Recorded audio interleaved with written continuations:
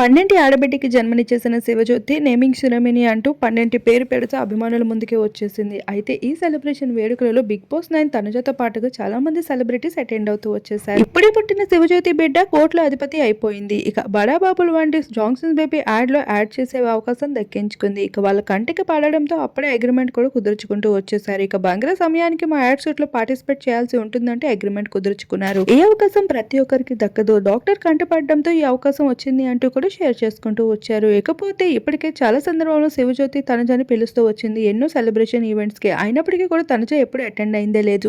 కానీ baby girl కి జన్మనిచ్చిన శివజ్యోతికి సర్ప్రైజ్ ఇచ్చేందుకు ఒక్కసారిగా అయితే ఫంక్షన్ హాల్ కి అటెండ్ అవుతూ వచ్చేసిందంట.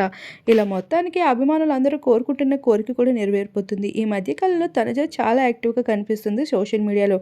అసలు తన సోషల్ మీడియాకి చాలా దూరంగా ఉంటుంది. కాకపోతే అభిమానుల కోసమని ఈ మధ్య కాలంలో చాలా యాక్టివ్ గా కనిపిస్తూ ఉంది.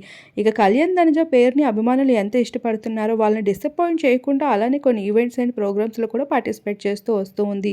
ఈ భాగంగానే శివజ్యోతికి సంబంధించిన కొన్ని బేబీ ఫొటోస్ కూడా రివీల్ అవుతూ రావుగా ఈరోజు నేమింగ్ సెరమనీకి సంబంధించిన కొన్ని బ్యూటిఫుల్ ఫొటోస్ కూడా బయటకు వచ్చేసాయి. ఇకపోతే శివజ్యోతి ఎన్నో కాంట్రవర్సీస్ని ఎదుర్కొంటూ వచ్చింది. వాటన్నిటి నుండి బయటపడేందుకు ఎంతో ధైర్యంగా అయితే తన భర్త ముందడుగు వేశాడంట.